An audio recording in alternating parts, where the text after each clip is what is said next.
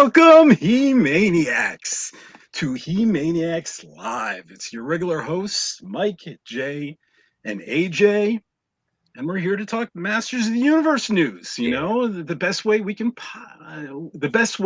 possibly, right? Just with geeky excitement. How you doing, guys?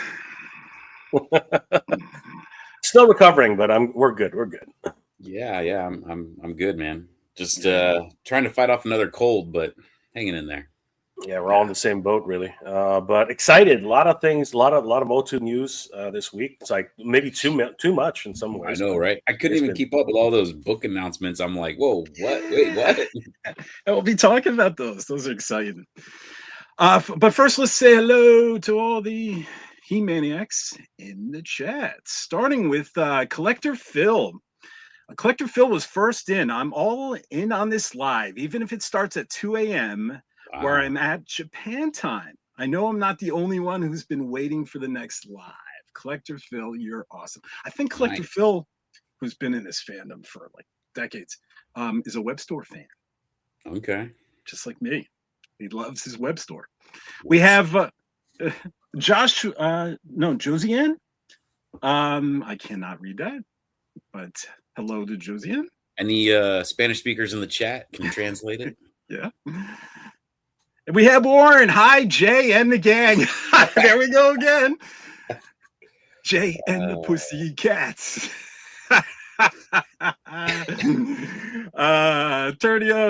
Turnianos. He's on Facebook. You should follow him on Facebook. Hi, AJ, Mike, and Jay. Very excited about the news of these books. We are too. We have the Masters of the Universe in the house. Oh, hell yeah. Morning, fellas. Good morning. It's actually afternoon for me and Jay, but it's good morning for Mikey. It's pretty, not too early, but it's early. It's early. It's after 9.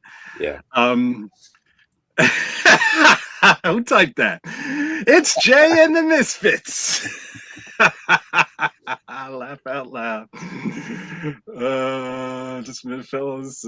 Still setting up streams. Wow. So Jay, you were the one. We have Nathan saying just picked up Super 7 Tiamat for the Classics universe. That's the Dungeons and Dragons dragon, isn't it? That thing is awesome. Yeah, the 3D. Yes, it's huge. It is huge. Yeah. And I got one too, but man, it's massive. Masters of the Universe Classic. Oh, our buddy Classic. Who, Mike? You have homework. Thanks to him. I still haven't got to it. Sorry. Yay! AJ, Mike, and Jay, aka Steve, Colin, and Mick. Thank you for doing this. Who was Steve? Me? Steve, Colin, Mick. And I'm Mick. Okay, rhymes with Dick. Crisco Kid. Hello. Hey, Crisco Kid. We got Warren again. Yeah, hi Jay and the gang. Happy Jay, Crunchy Nut, He-Man Wink. We got William in the house. Good afternoon from New Jersey. Good afternoon. Born and raised William in New Jersey. I'm a Jersey short. I passed through there the other day. That's what most people do, pass through. Jersey gets a bad rap. Seaside all the way. Masters of the Universe Classic, can we make it happen? I'm sure you can convince them and demand.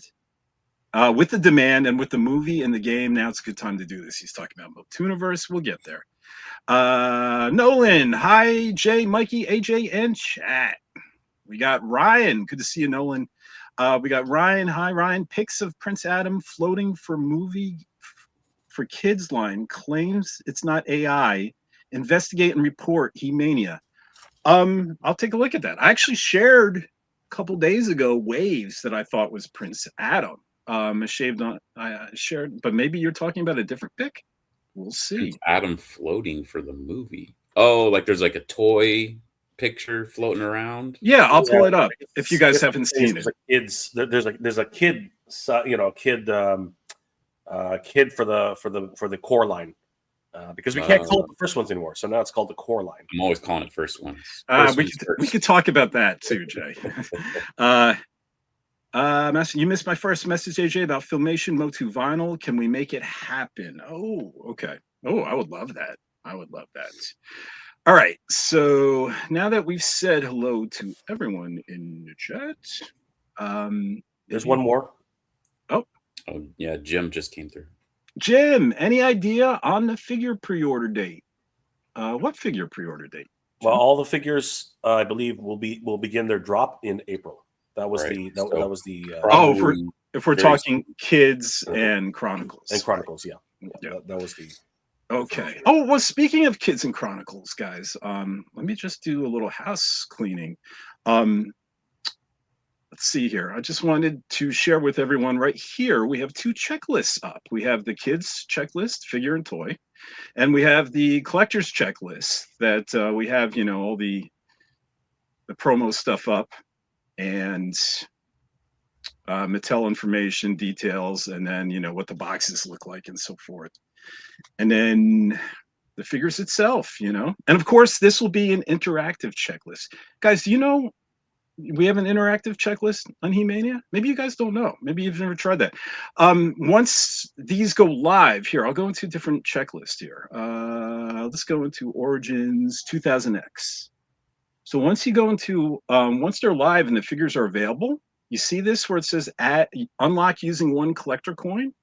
You could actually unlock a figure. You get 1,000 collector coins when you register. Nothing costs anything. It's just, that's the currency, but this costs nothing. And you can unlock Stratos. And then what will happen is you'll go in your profile and people could see the figures you have. So this is my profile. I could go into my collection and look at that. Like you see Masterverse, Origins, Vintage, and so forth. And these are like the Masterverse figures I own. These are the ones that I actually clicked on to add to my profile. And what's really cool is if you look at Revelation He-Man and you click on him, you can see who else owns it. Let's see. Right here. Look at this. These are all the avatars of people who've earned this figure. I gotta go through and do that on mine. Yeah. So, and you could click on them and they, you can see who has, the common figures. So it's really neat. But we're not here to talk about that. I just wanted to let you guys know that there are checklists up here. We're here to talk about the news. And I guess we might as well get into the Chronicles, the first one's Kids Core Wave that I shared. I wasn't planning to talk about that today, but since it came up in the chat. So I did my due diligence, guys. This wasn't leaks at all. These were screen grabs that I took from official Mattel videos and then videos taken at Toy Fair. And I was able to assemble upcoming waves for the, this is the Chronicles. I'm sorry, this isn't First Ones and Kids. This is Chronicles for the Chronicles lines.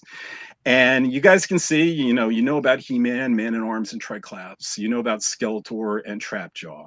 But then on this box with Tila, we have Ram Man, and then possibly, what does that look like to you guys? Prince Adam or another He-Man? Could be. Yeah, I don't know. He has a sword. Definitely so it's has the sword. So it could be power slashing He-Man. Could be. Yeah.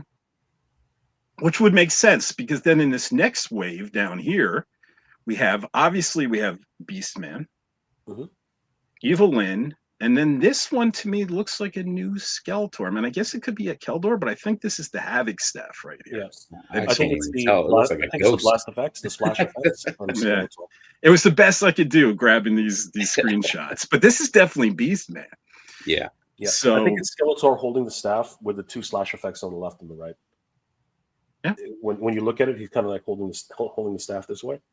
So we could be wrong. No, I think you might be right, and it's definitely it appears like a lighter blue. Maybe it is some sort of powered up kind of Skeletor. Can't trust the image exactly, but and then this Prince Adam. It's not Earth clothes if it's Prince Adam, but maybe it's the slashing He-Man, or maybe it is Prince Adam in a change of clothes, in Turnian clothes. I'm not sure. Yeah, could be. I don't know. But I'm excited about these figures, guys, and to see them. So, but I made sure to caveat completely. So if Mattel would see the article, like this is not leaks, at all. So, because I know they get a little freaky about that. So, okay. So hopefully that answers the question about Prince Adam. If it's another pick, Definitely throw that in the chat. And now let's get to our first news story. What do you guys want to land on? Oh, you guys want to land on the comic first? Sure. That was a big announcement. Yeah. Well, all these were like huge. All right. So let me get off the thumbnail. Sorry about that, gentlemen. And let's go to the comic. So for anyone who doesn't know, we have Masters of the Universe, The Wings of Fate. New movie tie-in comic series is coming from Dark Horse Comics on June 10th. A Masters of the Universe movie tie-in comic series is coming. Yes, Masters of the Universe fans that have been chomping at the bit to see the new movie coming to theaters this June. June 5th from Amazon, MGM, and Mattel Studios will have more exciting story to delve into just 5 days later as this new comic series expands its universe. It's called Masters of the Universe, The Wings of Fate. And before I read the synopsis, let's just take a look at this cover. And yep, it's the movie characters, you know. If you guys remember, it was really odd, and Karn was actually mentioning this too on Instagram. It was really odd that the original movie adaptation of the 1987 comic didn't feature the movie likenesses, but they featured the regular. Oh, you know what? I have a copy of it down here. Hang on, down here. You know, it featured the traditional-looking He-Man, the traditional-looking Skeletor. You know, so but ironically. Beastman looks different, like the movie, right? So weird. It is weird. But we do have a look at Mechanic and Roboto, Man-at-Arms, Tila, Ram Man, and Fisto in their movie likenesses, and of course He-Man in that leather skirt. So, and I love this cover here. And then we'll go back to the article. Come on, I can't go back.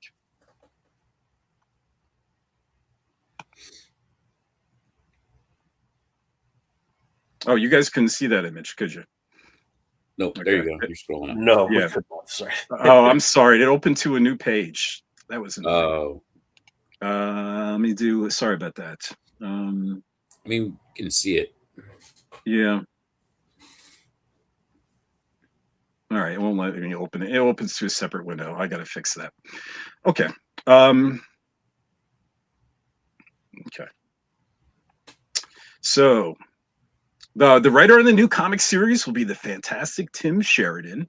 Tim Sheridan is no stranger to He-Man. Tim has written for both Masters of the Universe Revelation and Revolution animated series, the spectacular prequel comics to those Netflix shows, and even voiced King Nero in Masters of the Universe Revolution. We can't forget about the art. On art duties will be the amazing Will Sliney, an incredibly talented artist who is celebrated for his work in many things, including Star Wars and the Marvel Universe. And Masters of the Universe, The Wings of Fate, issue 1 will be released on June 10th, 2026. Again, that's 5 days after the movie's release. So be sure to call your local comic shop and get this series on your pull list. Don't assume there'll be copies readily available because this will be one hot comic. And of course, be sure to meet Tim Sheridan at MOTUNIVERSE. It's Memorial Day weekend, May 23rd and 24th at the Torrance Marriott in Redondo Beach in California. And finally, let's get to this synopsis and see what you guys think.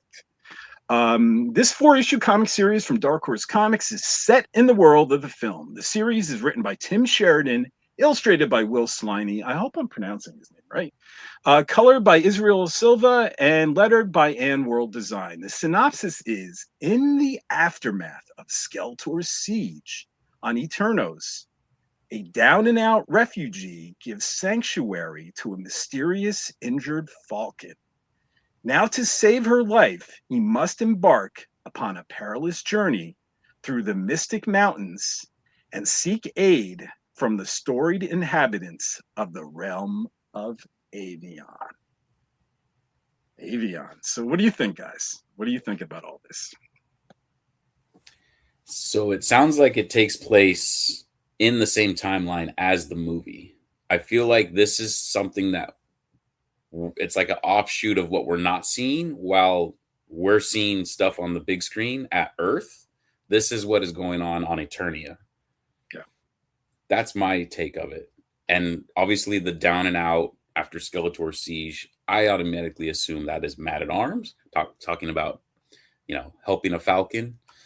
And then pretty much, that's really awesome. They're going through the Mystic Mountains and those fun little Eternia places that, we all know. Yeah. And I feel like this is almost like the Marvel universe, right? It's a little side story kind of thing that's happening at the same time that we're watching in the movie, but just in a different location. Yeah. That's why I'm excited. That's why I'm excited Tim Sheridan is on this gig, because not only do I love him as a writer, but do you guys remember? Oh, here. All right, quiz. Who gets it first? You guys remember the purple octopus in Masters of the Universe Revelation? That purple that was in prison with Man-at-Arms. Do you guys remember his name? Start with an O, right? Yes. I always thought it was the Orlax. Yes. Jay's got it. The Orlax of Primaria. So what's cool about Tim Sheridan is, I have a lot of comics over there, and I read like a lot of comics for the MCU and read their like prequel comics to their big movies, and they were frivolous. They meant nothing. They were like ineffectual to the entire story. But with Tim's prequels, that whole story is centered around the Orlax and how big the Orlax was involved in the events of Masters of the Universe Revelation. I mean, it actually expanded the story of Masters of the Universe Revelation by leaps and bounds. It wasn't ineffectual. And then with Tim Sheridan's prequel comic, Masters of the Universe Revolution, where it had no He-Man and it featured Hordak and it featured Keldor, it actually took place. Tim took scenes from Masters of the Universe Revelation and did a little story before a scene and did a little story after the scene. And then you would see like part of his training that we saw in Revolution happen in the comic as well. So he fleshed out scenes we actually saw in the show. So I'm excited, not only because I love his writing, but because Tim knows how to write prequel comics that aren't just like a waste of time, just to capitalize on people's excitement, and they really mean nothing to the entire story. So that's why I'm excited about it. And I love this art as well. What are your thoughts, Jay? Yeah, I mean, like one of the great things about comic books is that they can fill in the gaps, that the movie can't explain to us, right? There was a series where I think DC explored the Batman '89 movie if it had been continued the way Tim Burton had cast it, right? So like Harvey Dent, was continued by Billy D. Williams, what I mean, like his original casting for the Riddler, like a lot of things which a lot of fans were very excited about, and it filled in the gaps about what would have happened if Tim Burton had continued directing. Which was fascinating. And I think that this is another opportunity here with Tim and with all the writers to really flesh out the story for what's actually happening in the timeline between, right? Like as Mike had mentioned, like what happens on Eternia, the struggle, the resistance, you know what I mean? Like, again, we're just speculating. We don't even know what's actually happening in the movie right now. Right. But looking at the trailer, it seems as if Eternos was under siege. Something's happened. The Queen looks like she's in jail. There's a lot of things because Man-at-Arms is a rogue, right? These are just all speculation based on what we see in the trailer. But it stands to reason that we actually might get a glimpse on what's actually happening during this time, and probably at least very early spoilers. I mean, like obviously it has to reference the movie in its actual depictions, right? Because you can't just start off a story by saying, "Yeah, here's Tila and Duncan, and wandering in the woods trying to find a secret thing." You have to have some background on that. So it'll be interesting how they tackle that portion of the book, considering the fact that you don't want to give away too much, but at the same time, you're afforded a certain amount of leeway when doing that. So it is going to be interesting. I noticed a comment, guys, that I just want to bring up. It was from the mighty Thanos. He said, I have a bad feeling about Stratos after reading that synopsis. Stratos won't be in the movies. They're going to cover him in the comics. There's always a possibility for a sequel. Well, Fingers crossed. Fingers crossed, yeah. Can't assume. Well, Masters of the Universe 1987. That's looking at you. Revelation. We literally just saw Stratos buzz off, all the different races of Eternia come in the very last episode. I mean, it was literally like the battle for Eternia, and they didn't even talk. You just saw them fly by, and everyone was fighting, right? So it was it. Sometimes these things do happen. I mean, we've heard from multiple sources that, like, oh, I caught a glimpse of this, or I caught a glimpse of that, for these early screeners, these test screeners, right? So take those with a grain of salt. You know what I mean? Like, everything right now is speculation. We don't know who's going to get screen time, who's not. But at the end of the day, things are cut from the film because they slow down the pacing. They're not as important, right? And you never know. We might get a director's cut, very much like Lord of the Rings, because Lord of the Rings, if you guys know, there was the theatrical cut, which did get released on DVD, but then there was the director's cut, which added, in many cases, 15 to 30 minutes of additional footage, which was insane. Made it over like 3 hours. Yeah. Well, they filmed all 3 films back to back. I mean, they filmed them all at the same time, rather. Exactly. Yeah. And money specifically. But yeah, it was crazy. And because of that, we have if you are, a Lord of the Rings aficionado, you have to look at those films because they really do add a lot of subtlety to the narrative. Yeah. So this is just something else to look forward to for future expectations. So very much looking forward to this. Oh, me too. Let's see. We have Brelly Ghost. I hope the film is a success for sequels or a possible series connected to the film. I could picture Orko having a series like Knuckles did. Wow. That'd be cool. Oh, jeez, my head would explode if something like that would be awesome. That would be hilarious. That would. Or a Netflix series, right? Based on Orko. Kind of like what Marvel. It'd be Amazon Prime series. Let's be. Good call, Mike. We have Steve. Sweet. Just checking. Hope everyone's doing well. Good to see you, Steve. What is the best line to start collecting? Movie figures, or do you mean just traditional, like vintage like figures? I was like, the best line to collect is the vintage line, guys. Come on now. Yeah. or maybe Origins, right? Okay. So. Here we go. No. Just a really quick opinion. The context is not there. If we're talking specifically about the movie, you really can't go wrong with the children's core line. And the reason being is because looking at the sculpts now, as I did when I was at Toy Fair, they're pretty good. They look like really decent, and they do have certain things which collectors today's collectors might be critical about, like they don't have any ankle articulation, which is odd. But the sculpts look good. The figures are actually really well made, and it's a really great price point, starting at $9.99 USD. That's actually that's the other thing. Yeah, is price point involved? Because otherwise, collect Mondo, man. Go big or go home. Yeah. But if you want to get started, if you just want to collect a line which you can finish, more than likely you'll be able to finish this line, right? Yeah. So at $9, it's not a bad way to jump in. And then as you collect that line, then Chronicles will come out, and you can literally. This is the one time. I guess Origins and Masterverse were the same thing, but you can literally compare the differences between a premium line versus a core kids line, right? And then start deciding: do I want to pay $22 a figure, $24 a figure, or what was it, $19 a figure, something like that? Like, do I want to pay $19 a figure, or do I want to pay $10 a figure, right? So it's not a bad jumping off point, and you can just keep expanding from there. I will say that between the two, it's your personal preference at the end of the day, right? But Either one would be fine to jump into. But I think Mike is not wrong.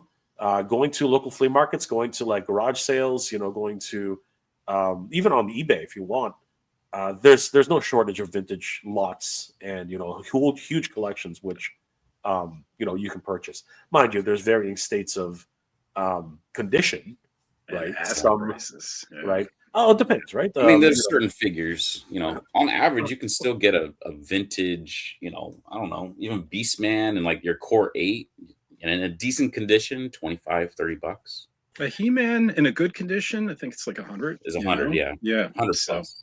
Especially, sometimes you get lucky. Sometimes somebody's cleaning out their closet, or somebody, an estate came up, and sometimes you just, fortunately land on a lot which nobody was paying attention to, and you get a whole collection of Master Universe. I'm watching a whole bunch of different toy tubers right now who just say literally, I just went to the flea market and they were selling them for like $2 a piece. It's like holy crap, and it was like some guy got a Panther. East Coast somehow, right? Never here in California. Always the East Coast. No, it was California. I'm pretty sure it was. Oh, was it? Yeah, it was. It was crazy. So the one thing, just don't know what they have, right? Jay, the one thing I wanted to bring up about that name Core and why I'm calling it Kids, Core, and First Ones is not only because we saw some stuff of upcoming figures, and with retailers they're still getting the name First Ones, but the guy at the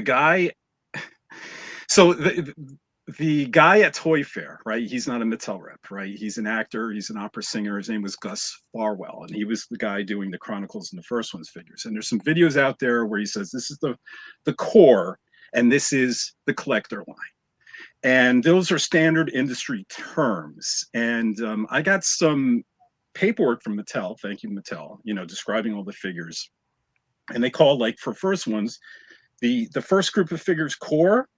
They say core figures, and then they say featured figures, and it has the more expensive He-Man, and it has the more expensive Skeletor. It didn't say featured core figures.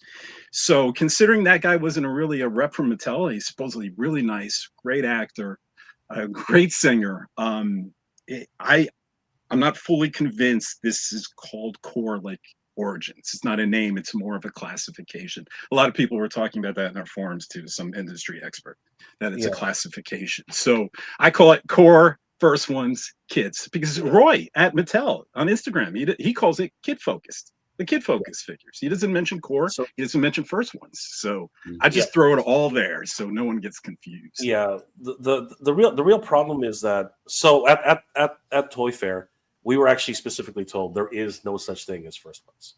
We were told multiple times.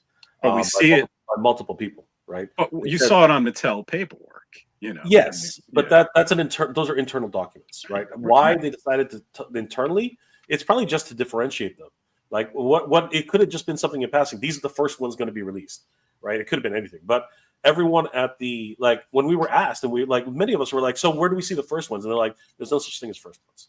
That was what they told us when we walked in, right? Let's be defiant and just call them First Ones. They actually sort of instructed us, you should stop using the term First Ones because it doesn't exist, right? So now many of us, and the thing is, it's hard because we've been saying it for like weeks and a month, right? But internal documents are internal documents, so now they're basically telling us it's the kid. The official term, just like you said, AJ, official terms or whatever, but all they're saying is this is the kids' core line. And I think what they were trying to say is this is the kids' line. Yeah. This is the kids' line. This is the collector line. Those are the two terms that they would I think they would prefer we use, right? There's the kids' line versus the collector line.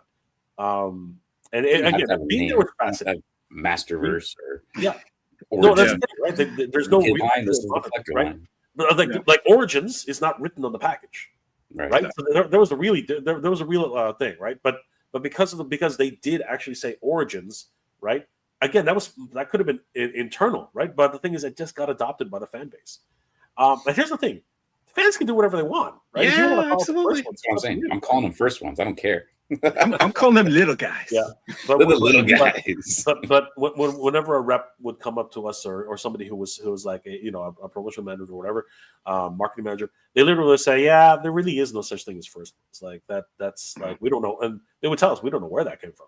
Well, I saw the screenshots of the upcoming characters and a certain First Ones play set, and And that says, see, I'm saying first ones. It actually says first ones in the retail listing, just Yeah. like Target says first ones. So it's crazy.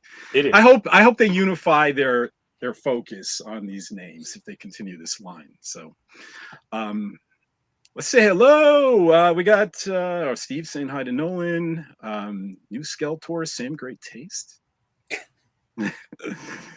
Nolan's excited for the Chronicles line. AJ's doing the Lord's work for us. What was I doing? Oh, the Chronicles, the screenshots, the upcoming waves. Thanks, buddy. Sight beyond, appreciate that. It did take a long time and a lot of the tech. That's how far back we are. We gotta. I was zooming in on frames, taking screenshots, trying to find the best one. Looks like Prince Adam to me, maybe. Let's see. You guys are doing the work of the gods of eternity. Of eternity? Yeah. Eternia. Eternia. Yeah, okay. You guys are doing the work of the gods of Eternia. So pumped up for this movie. He-Man was the first toy line I ever collected officially and had about 60% continued success by the power of Grayskull Mass Info. Nice. We're excited too. We got Bozzy saying, "Hey, Jay." And the Pussycats. Let's see. We still haven't seen an image of Mossman. That's true. Not even the cover of this new comic.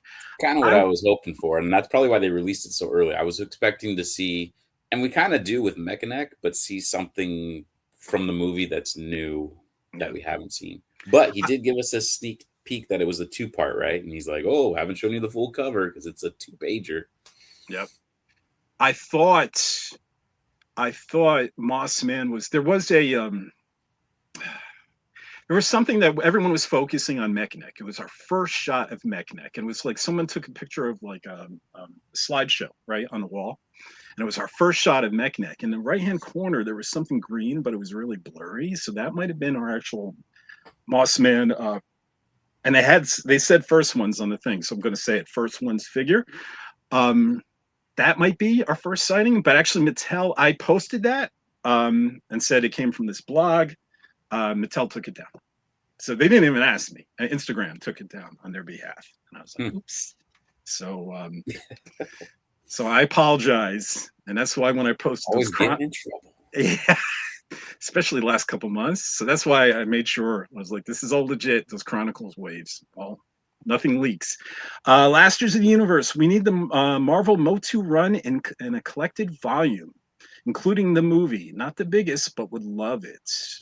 Yeah, I would like. Well, hang on. What was Marvel the first comic? Was that that was DC? Never mind. Yeah. Let's see. Billy D. Williams voiced Two-Face in the Lego Batman movie. Nice. All right. Stefan. Hey, dudes. My name is Stefan, and I'm a huge He-Man and Star Wars fan. Welcome, Stefan. Stefan. Giraffe. That skirt that He-Man is wearing. Good to see you, Giraffe. Man, I miss the fur more and more. I don't know about that. I mean, I like the fur, don't get me wrong, but it just doesn't translate to live action. I don't feel like it's weird. Have you guys seen that meme that where the fur comes from? You guys saw that, right? Yeah. Where He-Man shaving. I thought that was hilarious. I actually really thought that was funny as heck. It was cool. I did that too. How do you, Eternianos, how do you feel when you hear that this new movie will be a lot of comedy or parody? Considering what some people are saying about having information on this and calling this a Barbie 2. I didn't hear parody, but I did hear. Yeah, I didn't hear parody either. I did. And I heard it I'm hearing a lot of that, but it comes.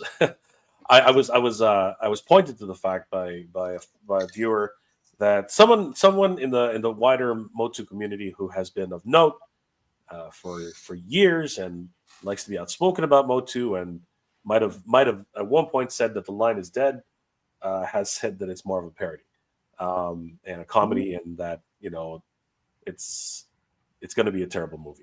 Because that person has access to all that, right? Supposedly.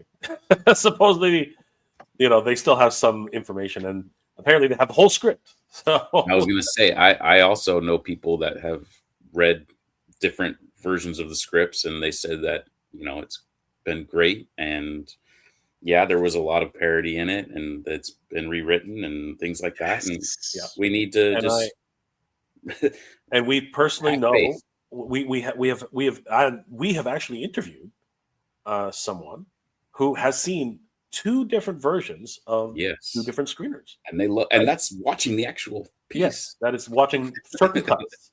That is Yes. watching certain cuts, long cuts too. So, but from those cuts will eventually become a movie. And the only thing I can say is everything that they mentioned when we were interviewing them was shown in the trailer. So that to me says that they have some sort of insight, whether they're right or wrong. Right, the things that we saw in the trailer, they told me specifically, right? Like, no, I'll go ahead and say it. What they said in that there was a comic book store, and there was a comic book store. They said there was something was holding on to the sword, and something was holding on to the sword, and you know what they said? Like, you can watch the interview, right? So the things that they said, you know, and again, we didn't even mention those things in the interview. Right. We said nothing about that, right? So. But they mentioned that to us in passing, right? So I'll continue to say what I've always said. Let's watch the film and make our own decisions. Let's not Exactly. wait for people to make decisions for us. Let's see what happens, because the only one who can judge these films is you, right? But as I continue to say multiple times, it'll be a damn shame if you don't watch the film and just basically take that and say, this is not my MOTU and I'm not going to watch it. That's a damn shame, because you are missing out on something truly monumental. I don't think it's going to be a parody, at all. Travis Knight is a fan, and I don't believe he's going there. And he's changing things to look. They were going to put Skeletor in a gold mask, right, in previous scripts, and he said no way. It's going to be a skull on a blue body. So, but I do believe there'll be lots of comedy. And me being a fan of Filmation, I want everyone to think about one certain aspect of that trailer. Jay mentioned the comic book store. Do you guys remember Prince Adam's voice? When he's pulling the sword, when he's narrating, he's not using that Prince Adam Clark Kent voice, but he uses it one time in that comic book shop. And if we get more of that, I can see some of the negative reactions that weren't fans of Filmation, that only remember the vintage toys, or maybe only are fans of 2000X and say, oh, I hate Prince Adam like this, But that is true to Filmation, and Travis Knight did come out and say he's trying to honor Filmation. That's what they're trying to do. The production designer said that. They're trying to honor Filmation as much as they can. I think the word was purely faithful as much as they can. Yeah. And a muscle Prince Adam that talks that way is one of them. Yeah, the thing I think is people don't like, they're taking the term parody literally. That's not like what they're doing is, at least from what we're seeing in the trailer, there are literal scenes which are absolute 100% callbacks to our own world, right? And this is, and you know what, I've always been critical about the idea that it's happening on Earth, right? But it's a media, it's MacGuffin, right? The power sword is a MacGuffin, right? It's the quest to find the power sword to return him to Eternia to find his destiny. At least that's what the trailer is telling us, right? But in between those moments, just like in Barbie, and I've never seen Barbie, but just from the trailers, we can tell, right? They are literally making callbacks to the show, the toys, everything. But these are supposed to be small, little things which only us as the fans can appreciate. Nobody from this generation is truly going to understand, unless they are following any of us. They're following He-Mania.com. Their parents grew up on it, and they want to know, and they taught them what it was to what He-Man was and everything. Nobody from this generation is really going to take in stride the way we are going to do this. But at the same time, we are going to be as critical as possible because we are from this generation. But I think what we're seeing is just playful little nods that we will just basically laugh at, or we'll just groan like, but at the same time, it's just fun. I think you're right on the course where it has. I mean, at the end of the day, Masters of the Universe is a kind of a funny IP, right? And people want to take it so seriously from the mini comics and this dark fantasy. But when Filmation came out, and like you said, Travis Knight is heading in that direction, you gotta poke fun a little bit at yourself of the cheesiness of it, of like there's this prince that turns into a guy that looks, and I think that's why they're not going to do the secret identity in the movie. It just doesn't make sense. Like he looks exactly the same. He just gets a tan. Like what? No one knows. Come on. So I definitely think you're right there, Jay, where it's like, you know, you gotta just understand this movie will probably poke fun at itself. And for us that have been fans since, you know, 1983 or 82, even when it first came out, we're either going to laugh or we're going to go, oh, like, you know, even we saw that in the trailer with the he/him, and it's like, it's he-man, not, you know. Yeah. But some people didn't get that. And it was like, are you kidding? So many things you can do with this film, but I think dark fantasy would have killed it. I think that there's a tendency to want to go back to the Alcala age, you know what I mean, and want to go back to the original mythos. There's a place for that, but I think you have to flesh that out more in the television series. If you look at Primal, right, the series Primal, I think a lot of people are hoping that would be a He-Man-esque storyline. I don't know if anybody knows what I'm talking about. Or fan film. Look at Fall of Grayskull. I feel like that is doing it wonderfully. I'm super excited for Fall of Grayskull too. Exactly. And that will exist, right? Mm-hmm. But for this to be for like, I look at it this way, and you know, you don't have to agree with me, but I look at this that Mattel and MGM, Amazon, everybody who's involved with this, they want this to actually make money. They want this to be a viable franchise. And yes, they looked at Barbie and said, "What did we do there that worked?" Right? And they said, "Well, we didn't shy away from the goofiness of Barbie." So, you know, should we shy away from some of the ridiculousness? Oh, by the way, I really quickly, why don't you guys talk about something? I'm just going to show you something that was really cool that was given to us. Okay. We'll go to some comments here. William asks, is Scareglow in the movie? Haven't heard about Scareglow in the movie. Mike, there you go. You got it straight from Mike. I know. Oh, yes, he's in it. It's amazing. He like comes out and I think he kills somebody, and it's crazy. And Skeletor kills Prince Adam. And then he asks, is Manny Faces in the movie? Oh my gosh, yes. He actually fights Scareglow, and that's who dies. Well, actually, I think this one is a yes, because people saw at the CinemaCon footage, they saw concept art for Spikor, which we saw in the trailer, Battle Cat, which we haven't seen yet, but we saw Cringer, we know. And one of them, is Beastman, which we saw in the trailer, and Manny Faces. So that would be, as long as he doesn't get cut out of the film, it seems like it's a confirmation that he'll be in there. So, or do people call Manny Faces and they just mixed it up and it's actually Mechaneck? It's possible. Yeah. No, you're right, because that was what is his name? John. Yeah, and he's a fan, but it's not, when they're calling him Lockjaw and that's a good point, Mike. That's a great point. So all these other things, they're like, oh yeah, we saw Manny Faces, and it's like, but that was Mechaneck. You know. Steve says, what would be sweet if the future of Chronicles is successful, hoping they would do an 87 movie figures.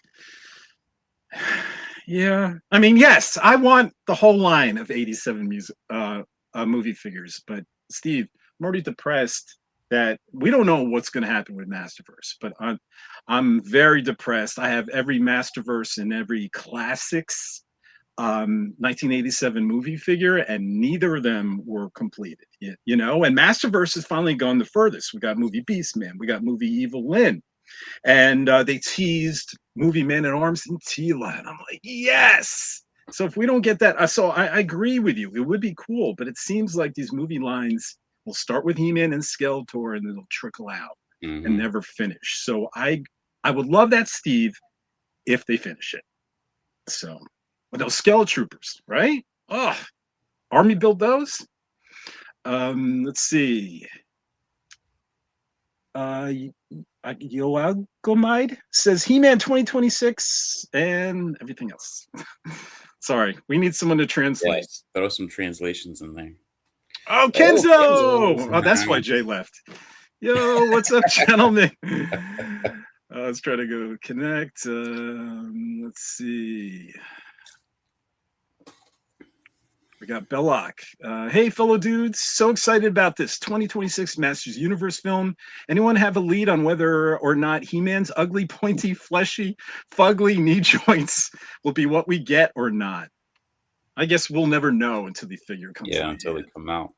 Because even the stuff at Toy Fair could be prototypes. Yeah, they look like prototypes, but then it's weird because they had it packaged right behind it. So it was like, yeah, I think they've done one-offs with the packaging as well.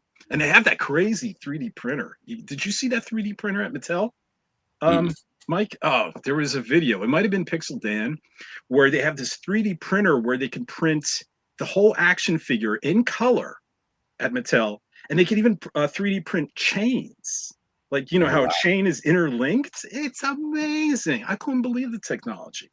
And that's how they print up like prototypes and stuff like that, right in the Mattel offices. And it was ridiculous. Let's see.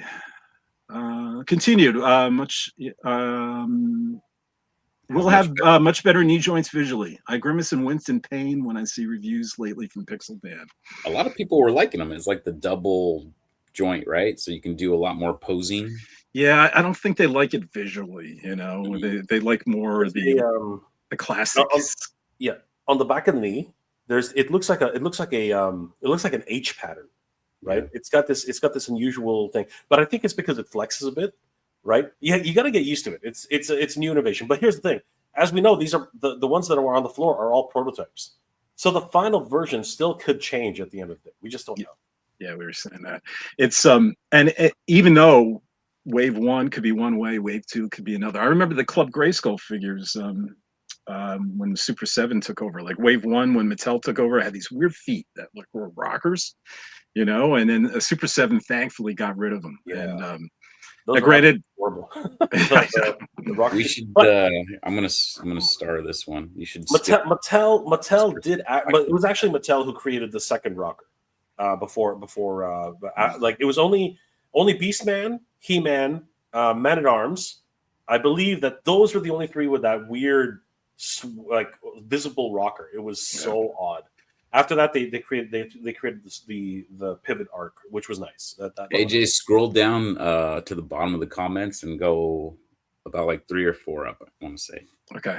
Perfect example also is Masterverse. Late in the line, they came up with drop down hips. I think it was with the web store wave.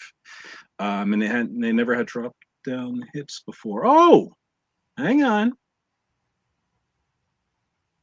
There it is. Yeah. It's writer Tim. I did hear that there is one himself. I can't believe I got here so late. Did you hear? Did you guys hear? There's a movie comic book tie-in. We literally just went over it, Tim. I don't know. We're just talking about a comic book. Some dude wrote it. I don't know. Yeah. Yeah, you're gonna. I don't know if you're a fan of the writer, Tim, but we are. So, we actually talked about it, you know. And Tim, if you're actually really late, this is going to replay on YouTube once the whole live thing is done. Because we covered it. It was really one of the things we were most excited about. So we covered the comic. We spent a good, I think, 20 minutes on it. And so once this whole live production is done, anyone who missed the beginning could go back and watch the actual broadcast on YouTube. We were saying how Scareglow kills Manny faces and all this kind of crazy. Well, you know, Tim, if you got a second, like if you're available, why don't you jump in and give us a quick, you know, like hello or something? I don't know. Like, I don't think. I don't think he would be able to talk about the comics. I'm sure he's under. I'm not saying he's talking. I'm not saying he talks about the story. I'm just saying come in, say hi, you know, and tell us what it feels like to actually have the book out now. Because like we've been alluding to this for like months. You know what I mean? So I don't even know he could do that. He has to pretend it's like his chat. Did you hear? Where was I? Well, yeah, now I don't know where you left. Yeah. My bad. Fiction fan says he's going to pass on the kids' toys. Get Chronicles. Yep, totally up to you. Do you know what, guys? I'm sort of leaning to the kids' toys for some reason. It's just, I don't know, something about that. It's just working for me. Vaughn says, I'm not happy with the scale of the collector line at all. They will not scale with the rest of my collection. Yeah, I'm kind of bummed about that too.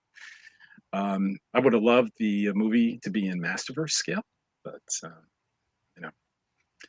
Let's see. Hopefully the tariff fails that was announced will help prices come down too. Hopefully, anything that brings down prices is good for us I mean, a $10 collectors. price point is pretty good. I don't think you can get much lower. Oh yeah, yeah, very true, very true. At least with Chronicles, maybe it could come down. Yeah, Chronicles, baby. A little bit. I love what Mattel designers did with the kids line knee joints, but dislike the scale. Man, I hope the Chronicle knee joints look better. Yeah, we were talking about that. Yeah, the scale for the kids line, Jay, you saw them. They're smaller than 5.5? Or are they right around the? They're pretty much 5.5. Like the difference is Origins will always look heftier because they are heavy set figures, right? Unrealistically large. So when you scale them down to a more humanistic size, it looks very strange beside each other. So that's the way it is. Wow, Tim has a comment at 12:55. That's okay. Cool. Real quick, I'll go to it in a second. Red Jad, I'm not going to bring that up because it's a spoiler for some people. And Ryan, Jay avoided that special toy designer's name, so I'm not going to click on that and bring that up. Let's find another response from Tim here. Let's see. I got a DM 2 hours ago from James Wilkinson, who plays Mechanic. He's so excited about the comic. That's awesome. Yeah, that's awesome. You know what? These heroic warriors and evil warriors, I think, are really going to be great in this community. You know, after the movie comes out and their shackles are unleashed, I've heard from a bunch of them, and you know, they're some of them aren't big stars, you know, and they're just excited as much as we are that they're in this movie. And I think they're going to be very active in this community once all things are said and done. It's going to be so exciting to have all these people. And we hope that someone could show up at MOTUNIVERSE, hoping. Yep, trying to make that happen, but we'll see. So we should get on to some more news, right? Yeah, there's a lot to cover. There's a lot to cover. So let's. I do have to hop off in about an hour, though, because I got work today. So. Yeah, I know. So we got to clean this up here. Oh, Tim says, I'm an action figure collector, and I don't care what the scale figures are in. I just inject them all to my veins. There you go. That plastic crack. And Mechanic looks like he's got lost from the set of G.I. Joe. Actually, we could bring up Mechanic real quick. So let's bring up He-Maniacs. I do wish they would have. I mean, that triangular helmet is iconically Mechanic. They should have left it pointy at the top. I know it would have looked goofy, but it's him. I don't know. But I do like, it's got a very 2000X look, and he looks great. Everything else about him, I'm in love with. I just really wish they kept that angular helmet. Yeah. I think I'm going to grow to love this look. It's a little different. I think someone mentioned in the comments it's a little. It has some Filmation vibes. It's kind of pared down some. But he needed like silver boots, right? He needed a little more silver in him. But I think ultimately I'm going to like him. And oh yeah, we have a shot, don't we? We were able to see in the trailer. It's not a leak, Mattel. Where is he? There he is. I mean, he was behind Ram Man, but no, he definitely looks like the figure. Those eyes are glowing. Those eyes are glowing. I'm so excited. I never thought I'd be talking about a movie with Mechanic in it. Right? And Ram Man. I'm so excited. Jeez. I think that's, honestly, all these people are like, oh, it's going to suck, or it's parody and it's a comedy. It's like, they're going so deep on these characters. If you're a fan of Motu, how can you not, like, we're getting Mechanic on a big screen. Are you kidding me? Like, we're getting Spikor on a big screen. Come on. Let's see. Here's the thing, and people just bark, and the reason they bark is because it gets them attention, right? At the end of the day, and I understand that. I understand that strategy on social media. I totally get it. But let's just be happy, man. Let's just be happy that Master Universe is getting all the attention that they can this year. And the thing is that when we know this, because Mattel actually said it, Master Universe, the movie, has made so many waves for Master Universe, and Mattel is really recognizing it. They're putting everything else on pause to concentrate on this movie, really to push and try and make it a conservative, a real, not conservative, a real effort to push Masters into the public consciousness. That's crazy. It's great, right? That is nuts. That's never that hasn't happened in Instagram, decades. Right? That has not happened in decades. Mattel's general Instagram. So, not Mattel Creations, not Masters, Mattel. You go to their Instagram, they have the top 3 pinned. Get to it here. While Mike's doing that, I just wanted to say that Mattel was giving us swag bags, which is awesome at Toy Fair, and it's the bigger companies really did make, like, when they want to give you guys an experience, they really do, which was shocking, right? I've never experienced it. That is a lot of toys in here, but no Masters Universe toys, which didn't surprise me. I mean, the line, like everything that's been in the product line now is already out, right? And they don't really have much of a retail presence as much. But the one thing they did give, which harkens back again to the appropriateness of what they're doing, they give us the Empire magazine. Oh, that's awesome! That's the subscription version. This is the subscription version. This is the special edition subscription. That's awesome. That's awesome, Jay. This was great.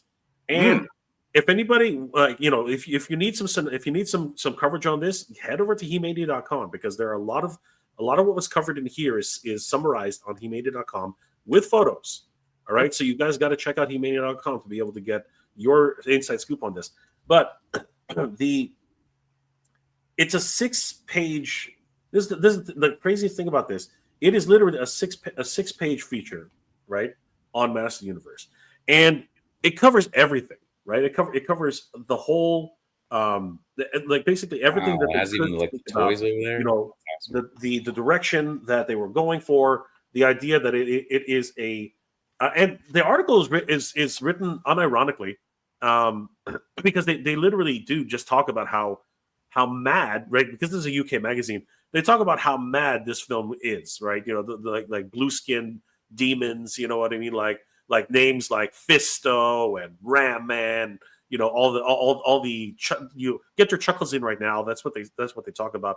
But they're not shying away from the idea, especially Travis Knight, because as if you want to read these articles and synopsises for yourself, just head over to He-Mania.com, because right Travis Knight literally says in this article, he says at one point they wanted us to put Skeletor in a mask, and I said, F that. Skeletor is a blue-skinned, skeleton, emoting skeleton face villain. And we are just going to lean into that, because if you're going to do something as mad as Master Universe, you just go for broke, because to be perfectly honest with you, that's what made it so charming. That's what made it so impactful to a generation of fans. And the fact that this man, that the team behind Masters Universe, the movie, is acting like this and really leaning into the idea that these characters are absolutely ridiculous, really harkens to the idea that this is such a beloved franchise. But we're also getting into the idea that people, as we grow, our sensibilities change. But the core factor of this is that this movie is being marketed not just to us. Of course, it's being marketed to us, and that's why there are things in the movie for us, little things that we can laugh at and be happy about. Yeah. But the reality is, this movie is being marketed to a new generation of fans, so that Masters Universe can continue into the future. Right? Mm-hmm. Our Masters Universe is never going to go away. It won't, because it's history. But this new generation of fans is who's going to take over when we move on from other things. So I'm all for this. It's going to be excellent. This is a good segue for Skeletor here. This is one of the pieces that Jay was talking about, where we covered real quick. Since I'm sorry. Hang on. Hang on. I've been holding my phone frozen forever. Mikey, I'm sorry.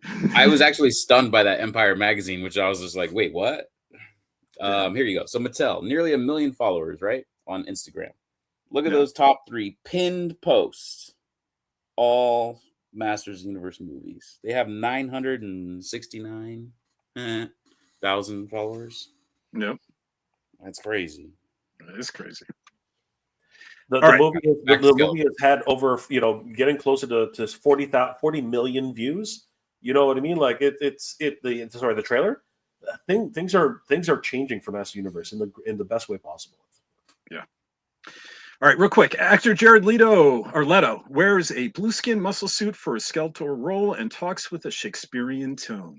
As reported in the most recent issue of Empire magazine, writer Dan Jolin joined director Travis Knight at the London office of DNEG, where the Masters of the Universe movie is undergoing post-production. Travis Knight and editor Paul Rubel showed the writer some work-in-progress sequences that included some reveals about Jared Leto's Skeletor.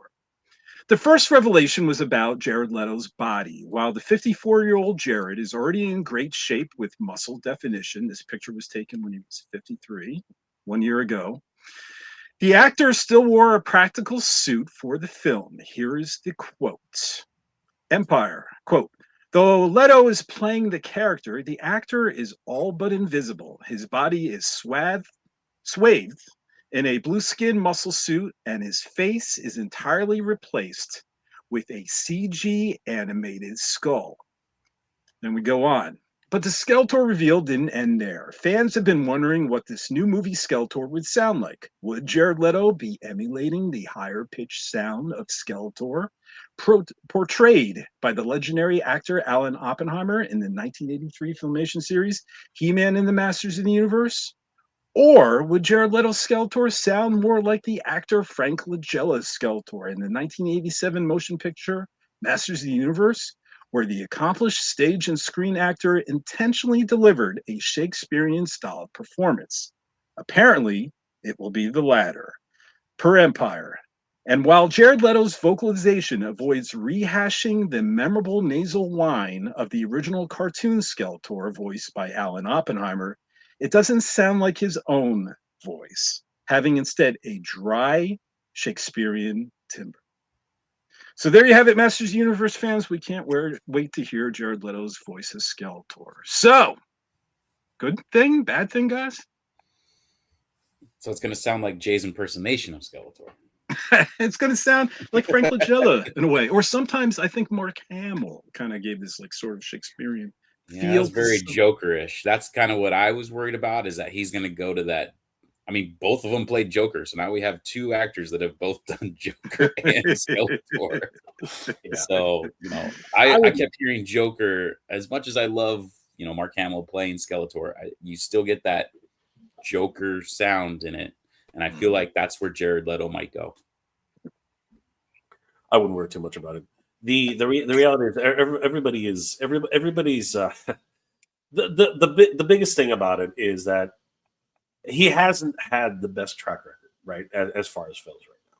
But the reality is that he's going to create his own performance, just like he did with Joker, right? And I'm eager to see what he can bring to Skeletor. And if he ends up sounding, you never know, because again, the way they're playing this film, he probably will end up being at one point anyway, just going ahead and saying, you boob. He might actually say something like that, just to again throw it back into the fans, right? That's possibly something will happen. And when that happens, I will be on the floor. I will be on the floor laughing, and you know what? I think that I'm looking forward to this film, truthfully. Oh, we lost Mike. Mike was frozen for a while, actually. He did that. Oh, I thought that was his look. He was so Shay. You're doing it good, my friend. All right, let's see how long Jay can hold this. Not very long. So Draft says 100% anything not Filmation nor Revelation. 87 movie or 2000X Skeletor, or even a hint of the CGI version would be great. Aw, man. Actually, 2000X kind of has a hint of Alan Oppenheimer. to be fair. You know, so, but let's see. You can't do anything without CGI these days. And you know what? It would, as much as I appreciate Frank Langella's and the prosthetics that they used for him, which were great. I think we deserve, you know, a Skeletor the way he's supposed to look. And I think that as far as what we've seen so far, he looks great. I have a video coming up because I ended up getting really close into the costume design. I took the opportunity to get really close and examine, you know, the design of the costume while I was there. And I found some really cool Easter eggs, some things which I don't think anybody expected. So, what do you mean design of you mean those mannequins? Yeah. Oh, okay. I went really close. I got some really close detailed shots, and really, I'm very, very excited about what I saw. So I want to know. I want to know if those mannequins will be Masters Universe Classic. I would love that on vinyl. I would love to make that happen. I want to know if they're going to be available for retail, because the mannequin company does sell life-size genre figures. They had a Superman. They have a website. I had it linked up on, maybe do I have that linked up? What you couldn't see from many videos is that these are actually designed as collector pieces. The base actually does have a Masters of the Universe logo, and they are standing on pedestals, which look like if you decided to put one of these in your home, it would look amazing. So just like you're alluding to, AJ, I would love to find out how much these things are. Probably about, you know, $3,000-$4,000 probably, but you know, at retail. But still, yeah, they look stunning. So I'm gonna go to the company's website. I think it was linked in the bottom. Sorry about that, guys. My internet, like literally, my wife comes in and is like, "Did your internet go out?" I'm like, "Yeah, went out for 2 minutes." It's all right. It's all right. We did. We gave your opinion. Jay gave you your opinion. And Mike says my opinion. So. And Mike says this sucks. All right, so yeah, the company is called Muckle Mannequins, and this is their website that made He-Man and Skeletor. So it'll be really interesting if they offer it. And let's just see what the price point is on these things. Let's see. Let's go to shop. It's pretty good, Jay. You should go to Vegas and just have one of those statues. All right, so let's look how much their Superman costs. 5,000 Tisani's in New York, Madame Tisani's, and they had. What are we looking at? At the statues? Yeah, they call them mannequins by Muckle Vision. Anyone looking for the link, it's in the comments of the article about these life-size statues on He-Mania.com. And this is sell them? Well, we don't know. We don't know. It'll be wild if they do. But here's some other ones that are for retail, and one of them is Superman for $5,563. So you got to switch. You're still on the He-Mania. Oh crap! It went to another page. Damn it. Thanks for bringing that up. You should be able to click near the top where it says share this page or instead or something like that. Yeah, let me see if I can do this. See if this comes up, guys. Does this come up? There you go. Yeah. Okay. See the little there's a little pop-up that as soon as you switch to another page, it asks you, do you want to show this instead? So yeah, okay. Sorry guys for amateur hour. Oh, this is like the new Superman that just happened. Yeah, brought to you by AJ, Amateur Hour. So $5,563 for this Superman. So and again, and you get the puppy. Well, or is he extra? Is the puppy extra? The puppy's extra. No, it doesn't look like he's there yet. Crypto is extra. Where's the rest of his boot? Let's see what else they have. Life size. Holy crap, they have a lot in life size. Wonder Woman from Justice League. Oh yeah, she doesn't look as good. So yeah, it'll be interesting to see if they go up for sale. But it looks like it's going to be around $5,000 a piece, $6,000 a piece, and then shipping. So it seems like sold. Let's do it. I have a feeling, based on some of the languages I see, that it's not a U.S. company. So you might have to, Yeah. Plus another $2,000 in shipping. Iron Cross in the film looks like translucent, like a gem. Yeah. So where were we off? Okay, we were talking about Skeletor. Oh, I'm okay. I'm okay with the Shakespearean timber. The Shakespearean tone. I love it in the 1987 film. I mean, my favorite Skeletor is the Filmation one, but you know what? Only I think Alan Oppenheimer could do that voice without sounding like you're putting on a voice. You know, see, we could all act like Alan Oppenheimer. Will he give the line? Tell me about the loneliness of good. Is it the same? The You never know. I think there's going to be a lot of Easter eggs. I really do. So, all right, back to the books, though, guys. Let's see if we can get back to He-Mania.com. Okay.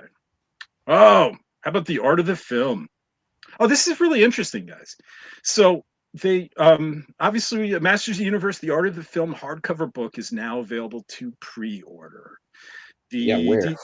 I wanted to pre-order that. I'm gonna do that. Oh, it's right on now. Amazon. I have a non-affiliation link. You click on there, and He-Mania gets no money. So it's just the way I do things. Maybe I'm dumb that way because everyone else seems to do affiliation links. But it's $60. And of course, the great thing about Amazon is that they don't charge you until it ships. And if the price goes down, like, you know, due to this sale or that sale, it's 15% off. Your price gets reduced automatically. Yeah, that happened with my Grayskull, the recent one. Yeah. And you know what's really interesting about this, guys? This is like solves a mystery. Look at this He-Man on Battle Cat. And I think it was my buddy David who first pointed out to me. This is the cardboard standee. You remember we showed off the cardboard standee of He-Man on Battle Cat? It was our one first. That was at some trade show that I do remember that. Yeah. Yeah, actually, I think I have a quick link to it now. I'm thinking about it. It's probably way in the bottom. There it is. There it is. Yeah. I can't zoom any further, but yeah. This, I think it was actually production art and concept art, not actually Nick's face. But from far away, it looked like it was Nick, you know? So, but regardless. So the art of the film, do you guys have any art of film books, guys? For any movies? No, I have the Revelation Revolution artwork, so cartoon. There you go. Not. They're called the art of. Yeah. The art of Masters of the Universe Revolution. Yeah, I'm looking at them. So yes, you do. Yeah. I have a couple. I have one for Guardians of the Galaxy, Marvel film and stuff. But yeah, I have both Revelation and Revolution, and they're great books. They show all this great concept art. They show all of these alternative costume designs, and it always seems to get people angry because they're like, oh, I would have liked this costume better. Oh, I imagine there's going to be alternative Tila costume designs, right? In her leotard, you know, either hand drawn or even her wearing it. And so people are going to be, oh, I would have liked that better. But these books are great. And I think the page count on this is 224 pages, $60, coming out September 22nd. Man. Oh, and it says author Dan Jolin. That's the Empire writer. Okay, he's doing this book as well. Well, that makes sense. So, Jay, you can pick that up? I'm not interested. So I love art books. I really do. But the problem is that, like, it's about the size of a coffee book table, right? A coffee table book, right? That's usually what these are, right? Yeah. I guess I'd have to take a look at some of the pages because, you know, I like the overall initial design here. You can see the bridge from Eternos to Castle Grayskull. Yeah. You know, you see, so they have a lot of they have a lot of these wonderful concepts. And that's the cardboard standee they used right over there, yep. Obviously with He-Man and Battle Cat. Mm-hmm. So, yeah, I would like to take a look at the solicitation when it goes up for sale. See some of the behind the scenes and stuff. I think it would be really cool. Yeah, accept it. All right, let's see. More book news. Or the big one, right, would be this novel here. So, Another big announcement, because this is really going to be our first Masters of the Universe original novel. Here we go. Tila, Daughter of Eternos, new cover and title for original Masters of the Universe novel by Mackenzie Lee is revealed. Do we see Granomir? Back in December, He-Mania.com broke the news that in the wake of the new Masters of the Universe movie coming this June 2026, we discovered a new original Masters of the Universe novel was on the way. This young adult novel, written by best-selling author Mackenzie Lee, was finally revealed. Check it out. Coming out June 2nd, 2026. Per the solicitation, this is a young adult novel, is a tie-in to the film that focuses on the relationship between Tila and Man-at-Arms and Evelyn. This book is written by Mackenzie Lee. Let's just focus on this here. Tila, Daughter of Eternos. And obviously that's the likeness of Camila Mendes, right? And it looks like she's in Granomir's den. You can see the gold. Yeah. You can see the helmet. And you can see the tail. So, yeah. Okay, so a couple of things. I've always wondered if those are his horns peeking out of the helmet. If he take off the helmet and those are he's literally taking off his own horns. Like, that's an interesting thought. Did he ever take off the helmet in Filmation? I don't know. I don't remember. No, he never did. But those are his horns. Those are on his head. So you had one job, dude. Whoever drew this, you had one job. You had one job. But I guess it stands to reason you wouldn't really associate it with Granomir unless the horns were there, right? So well, the other dragons that he was in charge of didn't have horns, so that's true. That's true. Maybe he looks more like the other dragons that he was in charge of and doesn't actually have horns. That is a good counterpoint, Mike. Jay, do you have a response to that?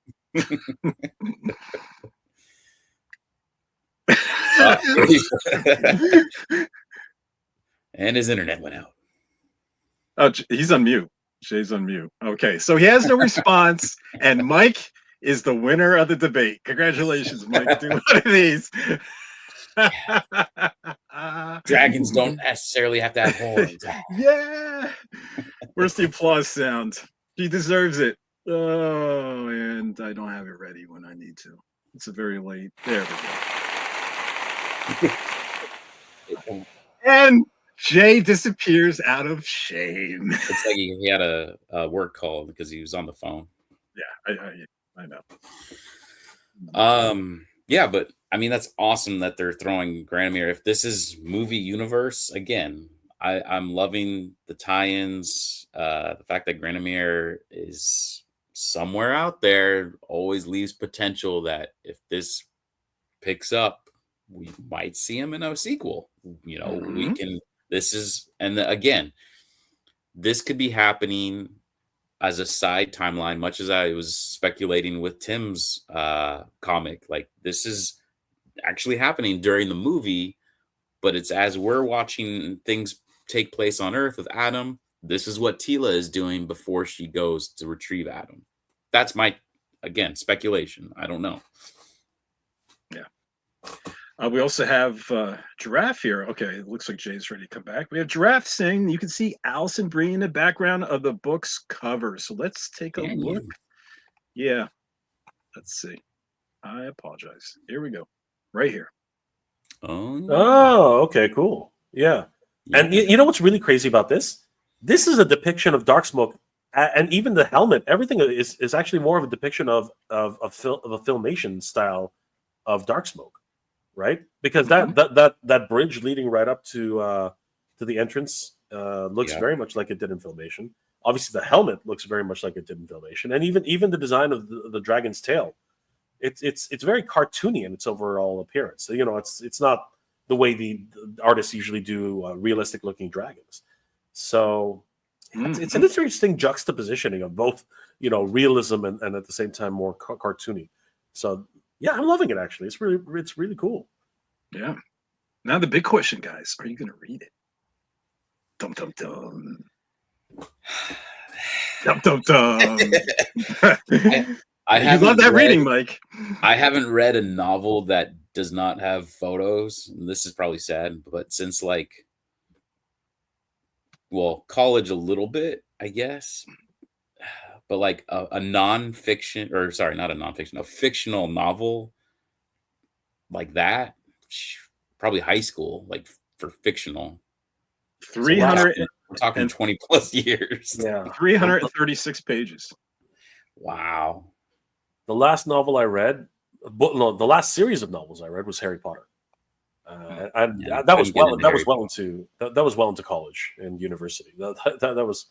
That was well into that. And that literally was after that, it's all audiobooks.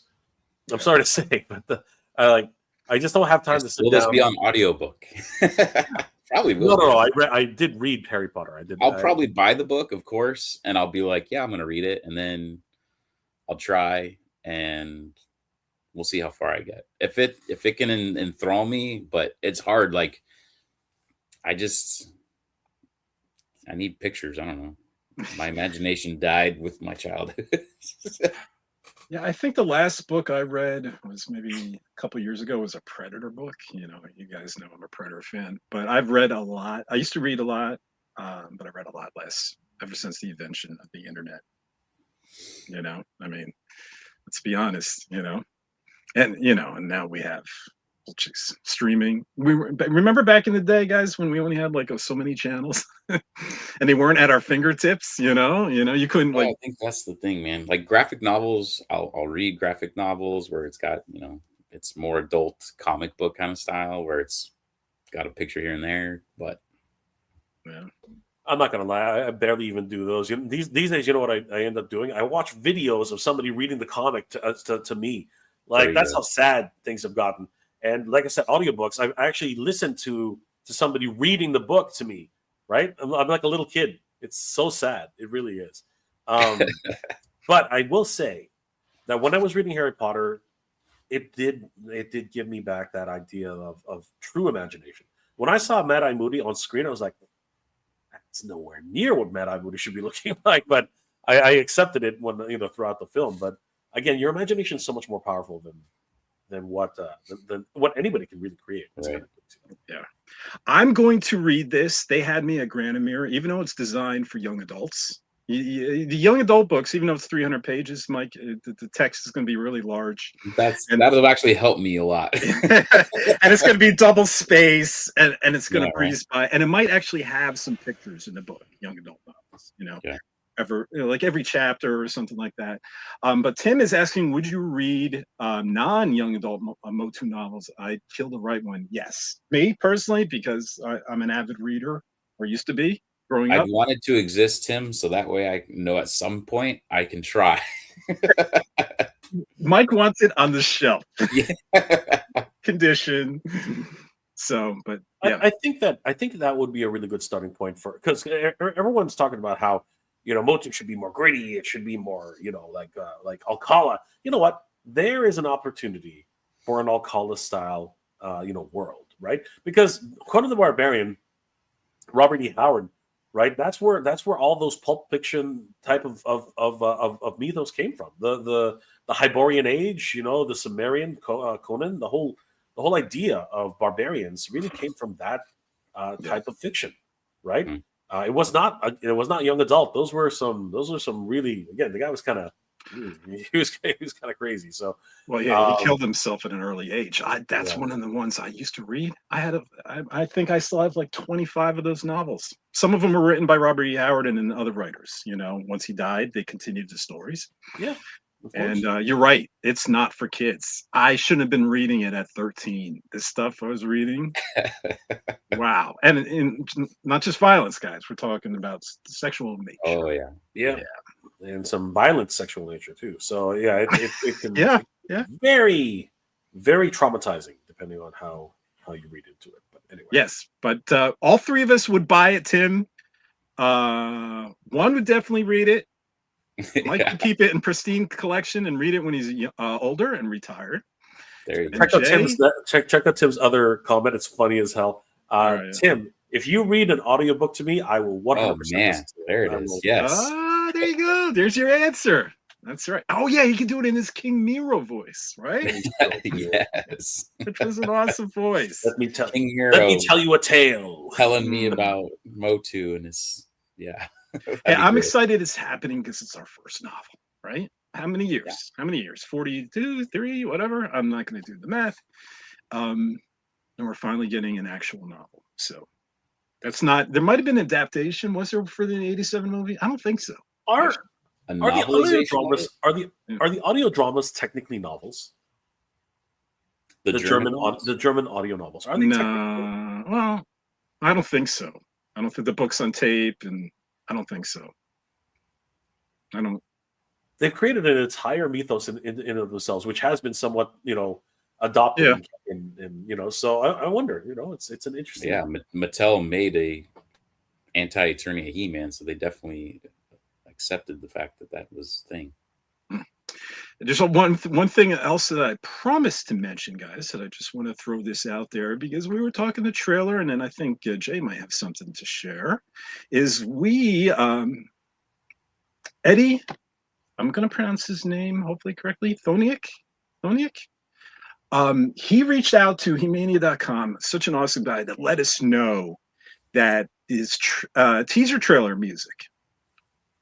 He composed the teaser trailer music for the Masters of Universe Masters of Universe movie teaser trailer is now available on Spotify, and you can listen to it on YouTube. The entire track, we only got a small portion of it, but the entire track is now available to listen. And we were so excited that he reached out to us. So I asked him a few questions in regards to how the music, what it was inspired from, and I also asked if he was a fan, and indeed he is a fan. And you can read his answers on He-Mania.com and find an article. He was definitely a fan of Motu, which is so cool. It's got to be so surreal. You're a fan growing up, and next thing you know, your music is being used in a trailer, right?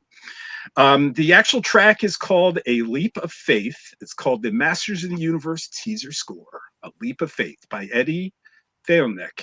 And I believe he's German, and it's great. And you can listen to. We have a preview. I wish I can. Can I play 5 seconds of it?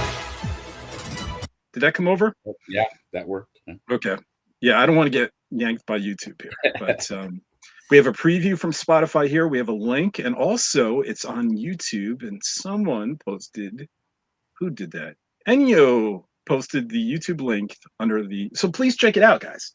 Check it out, share it. It's a great song. Makes you excited, obviously, because it's now in Masters of the Universe lore and history, that this song will always be part of the fandom. Unfortunately, I doubt it'll be on the actual official soundtrack because he's not the composer of the actual movie, and it won't be featured in the movie, but will be always, this was the first teaser trailer after how many years? 38 plus years since the previous movie.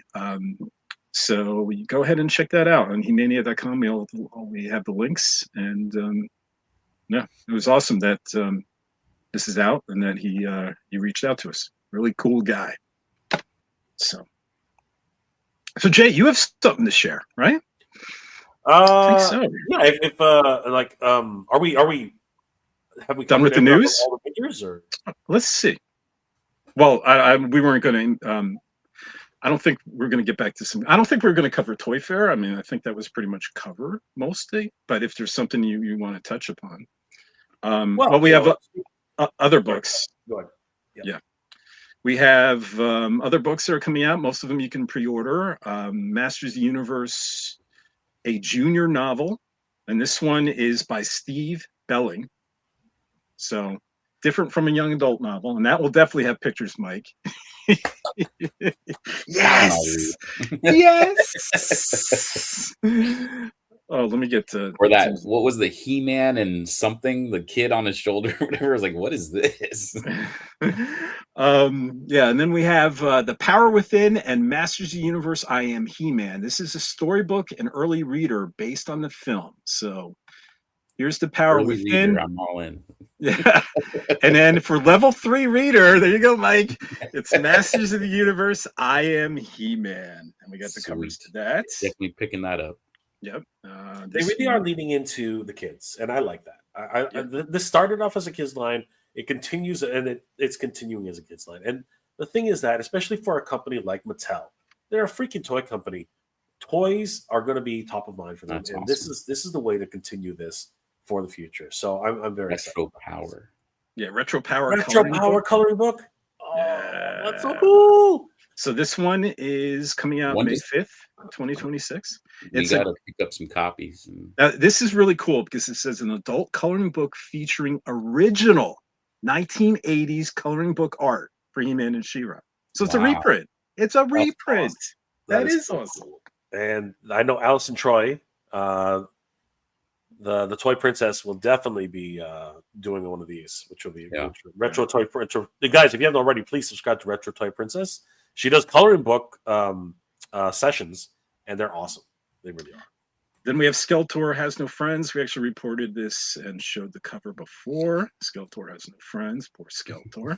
That one's coming out May 5th as well. These are all coming before around the movie. Then we have Skeletor Ate My Homework, The Adventures of He-Man and Porter, #1. A laugh out loud middle grade book about a boy named Porter from Fort Lauderdale, Florida. That's oddly specific. Right. Who is transported to the world of Eternia, written by New York Times bestselling author Stefan Pastis and illustrated by Will Henry. And this is Skeletor Ate My Homework. Oh, there's Porter on his shoulders there, if you guys can see. So, New York Times #1 bestseller. And then we have pre-order links here. Again, no affiliation. So if you guys want to start pre-ordering these books, including the coloring book, you can.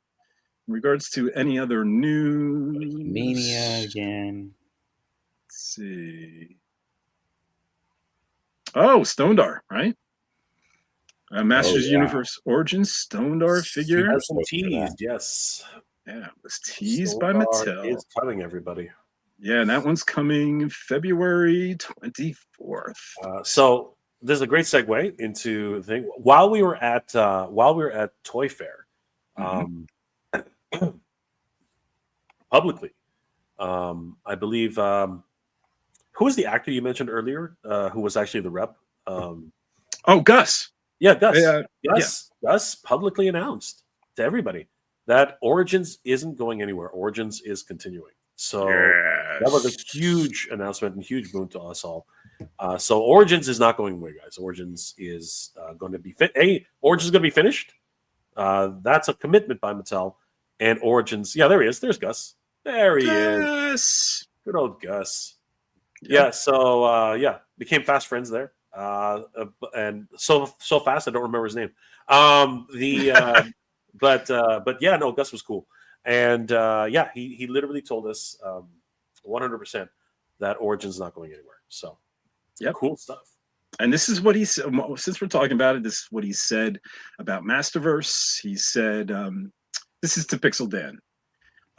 Dan said, Chronicles is replacing Masterverse, right? And the Mattel rep said, not replacing. And Dan said, well, Masterverse is over, though, right? And Mattel rep says, Masterverse is taking a pause. Let's just say that. I'm not saying it's over and done with, but this Chronicles is definitely where Motu is headed in the future.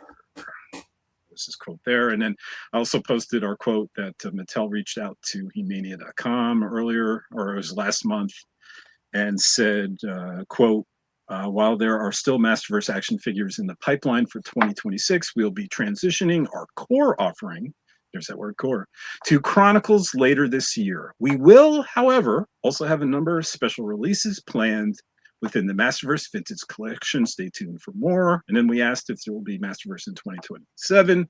Mattel said, I can't provide any more information at this time. You'll receive information and updates as details are confirmed to be announced. So we shall see. Hopefully they continue it in some shape or form. Someone was posting in the comments, if Chronicles like slumps and fails, Masterverse will be back real soon. I mean, we hope that doesn't happen, but they said if it's a big bust. So yeah, we'll see. I'm hoping that they at least finish off the 87 movie figures, because again, they've been teasing that so much. Like, whether it was we've seen Tila, we've seen the Sorceress, we've seen God Skeletor, we've seen Duncan, we've seen the Skeletor's army. We've seen so many different figures and teased, right?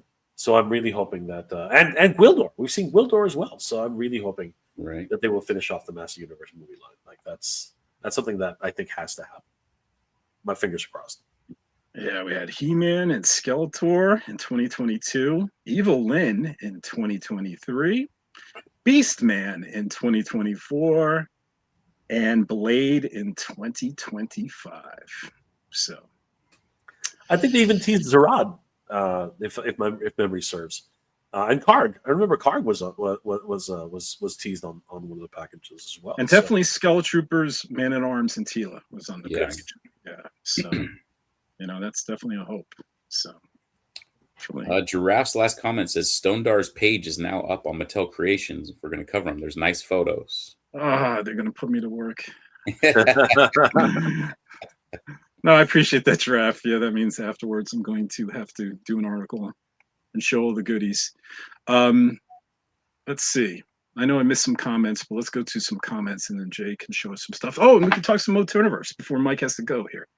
Let's see. Jay Brelly Ghost said, Jay's comment reminded me of the quote from the comedy series Silicon Valley. The resolution of your imagination is infinite. Let's see. Dave Sinelli, Sir Anthony Hopkins, Patrick Stewart, or Ian McKellen should voice Granomir. Wow. That'd be cool. That would be cool. Yeah. You never know. Granomir might appear in this film. I mean, there's going to be someone, a character or two that's going to appear that we don't see coming. Right. So we have Pedro. Hello from the other side of the Atlantic. Hello, Jay, Mike, and AJ. Hey, Pedro. Good to see you. Pedro. Is it? Am I pronouncing it wrong? I didn't see an I, so I was saying No, Pedro. it's Pedro. Pedro. There's R-O-R. Oh. No, it's Pedro. It's Pedro. It's Pedro Roderio. Yes. Okay. Yes, we'll agree. Thumbs up. Can't read that one. We have Masters Universe Class. Okay, we need to buy HA record player stat and get this rolling. They're really pushing for this Filmation on vinyl. I would love to have it. I have the CD that came with the collector set, the 30th anniversary collector set. And I like a year ago, I bought the Transformers television soundtrack from Hasbro. So they released it on two vinyl discs. And while we were at Toy Fair, they just showed off the 40th anniversary movie soundtrack on vinyl, 2 different discs. So it's not like it can't happen. It can. Yeah, that vinyl's getting real popular again. So,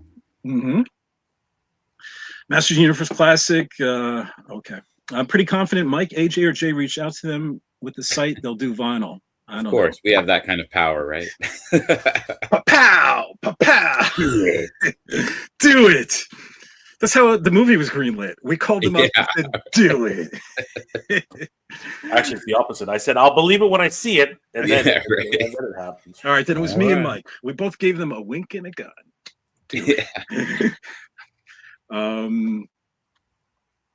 Let's see. J-Man says, hey, all, my day job, but just want to remind everyone to hit the like. Thanks, J-Man. J-Man, we really appreciate that. Skeletor has no friends, Giraffe says, is a must buy. Poor Skeletor. Let's see. Epstein Files, Jared Leto. Okay, I'm gonna skip this one. Yes, getting stoned. Okay. I should read these before I click on them. Kenzo says they should have done Stone Dar in a 2-pack with Rock On. Yes, that would have been awesome. You know what I was really hoping for, guys? I don't know if you'd like the incarnation, but I really liked Stone Dar and Masters Universe Revolution. I thought he looked really cool. I was hoping we would get a Revolution figure of him. You know what looked really cool too? Leech. You know, and didn't he have the teeth thing coming out of his hands as well? Oh, that would have been awesome. Boom, Masterverse is better. Yeah, as we were saying, Origins is continuing. Origins is life. It's the spice. Stone Dar Page is. Oh yeah, I read that already. Or Jay caught that. Oh, okay. Keto diet. Let's see if I'll read these here. Oh yeah, we need 2028. Yes, Lubick. Yes. Now, what does that mean? Lubick. Yes. Well, because it'd be interesting if they actually put a Detective Lubick on Earth. How cool would that be? I mean, it would be recast. He does get arrested, right? Or almost arrested. Oh, I see what you're saying. Like in the one of new those movie. officers. Oh, to have a new movie? No, I think he wants the figure of Detective. I know. Luke. I want that too. I want that. I want him actually in his Eternian gear at the end of the movie. You know, I would love that. Oh, that would be cool. Yeah. Like he's a general. He's a general or something. That would be neat. Yes. Yeah. I And totally give him some accessory, like a mace, or what do you use? A shotgun? use a shotgun. Yeah. I don't know. Have a If ballistic. Man at Arms could like spruce it up for him, you know, that would be cool. Maybe Tila's sniper rifle was actually fashioned by him. We don't have a release date for the game yet. Movie question from Bourbon and Bulldogs. Young Prince Adam is sent to Earth with the power sword. So does this imply Skeletor can't conquer Grayskull without it? That differs from the cartoon and Grayskull's secrets. I don't know if that implies that. I mean, they might want to kill the lineage, right? Didn't we see that? All we see from the trailer is a siege on Eternia, so we don't see anything about Grayskull, so we can't come to that conclusion. I think we learned in Godfather 2 that, you know, it's important when they would hit someone that to kill the kid as well. Even if the kid's 8 or 7, they would say you have to kill the children as well so they don't come back. No, I'm serious. Godfather 2 reference. Well, I might be saying, well, these are assumptions. No, it's Godfather 2. If they they killed Randor and they want to go after kill the everyone. kid too. Yeah, you want to kill the lineage. I get where you're going, but it was just funny that you brought up Godfather 2. At least they didn't do like put a cat in my lap and do the voice, right? Put the right. Entree says, hello, my friends. Hello, Entree. And of course, Hot Toys figures. Wow. Can you imagine Hot Toys figures? That would be cool. Out of my price range, but because they're what now, $500? Yeah, I don't do Hot Toys either. That would be very interesting. But you know what? I wonder. Complain about them. We've seen the McCleary figures for Mondo, the Thing, right? So it wouldn't be out of the realm for them to make Master Universe movie figures because they've already dabbled into movie lines with likenesses of actual actors. So I think Mondo should be given a chance for a 1/6 scale line. I do have a couple Hot Toys Predators over here, and a Danny Glover, which is not a real Hot Toy. I guess I could have expanded that, right? There's one Predator, and then there's Danny Glover.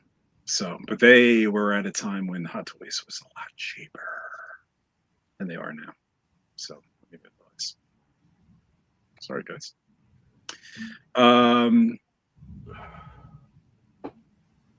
Andrew Davis just got here. What did I miss? All right, let's start over. Sorry, I missed. Hello, He-Maniacs. Missed about an hour and 45 minutes worth of us talking. Yeah, sorry, Andrew. You know what?